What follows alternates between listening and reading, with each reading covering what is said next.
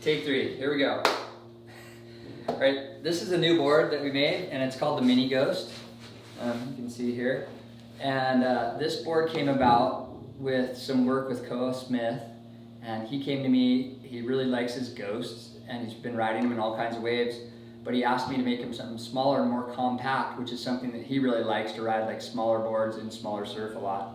So I shrunk a 5'9", his normal 5'9", down to like a 5'5", but then it was way too thin and too small, and he would barely be able to paddle the thing. So what we did is, to add more volume back into that same size board, we widened it a little bit, and then I flattened out the deck and put a lot more foam all the way into the rail, where the Ghost has a really thin foiled out rail and tail, and the Mini Ghost has a lot flatter deck, which means that the foam is pushing out to the rail, and you have a boxy kind of chunky rail, which gives you a lot more flotation.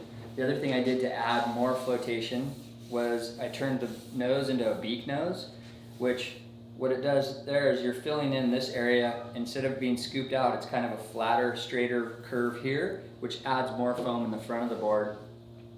You don't have to flip it, so that way you have more foam in this area, which is where you're laying when you're paddling. It gives you more flotation and paddle power without adding like a lot of bulk to the board. I really like the Beak Nose. It kind of reminds me, the whole board itself kind of reminds me of like an 80s style kind of shortboard, which is pretty sick. I grew up in the 80s and always had some cool little boards. Anyways, that thing, as far as the rest of the board goes, the rocker remained the same. We kept it so that it still has a pretty flat entry rocker. The shorter you go on a board, the flatter that rocker gets. It flattens out as it gets smaller. So the shorter boards have this really fast, drivey front end with a lower rocker, and it still has curve through the tail. So it has a long curve, though it's not a kick tail. So it has a lot of drive still off the tail, but it has a nice curve to fit into smaller pockety waves too. And we're doing 2 different versions. So this one is kind of the traditional Ghost outline, more with a round tail. And this board works great in like really hollow waves and in snappy little beach breaky kind of waves. And then the other version I'm doing, which I like a lot too, which really looks like an 80s board, is the squash tail it's like a wide squash. It has a big hip right here, and then a pretty wide squash tail still. And so that thing the rest of the board has the same outline, and then the little Beak Nose.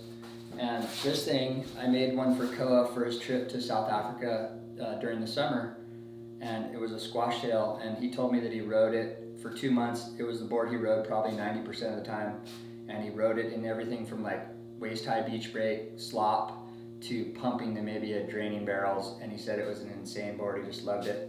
He was particularly liked it as a quad, front side, and then backside he preferred it as a thruster. So he kind of switched his fin setup depending on which direction, if he was going right or left, basically. The quads are super fast, and the quad with the little squash tail is still really loose, and it just drives through turns. It's super fun. Yeah, the board itself, like I said, it kind of reminds me of like an old 80s style like shortboard, and just something super fun and something new to play with. And basically you want to ride it about, Koa went down 4 inches in his board. I would say 3 to 4 inches shorter than your normal shortboard is pretty good. And then you want to go wider and thicker, and this board's got a lot of volume for its size, so that's a nice thing. You can get into a little board and still pack the volume in there and have the thing paddle really well. So there it is, the Mini Ghost. Thank you.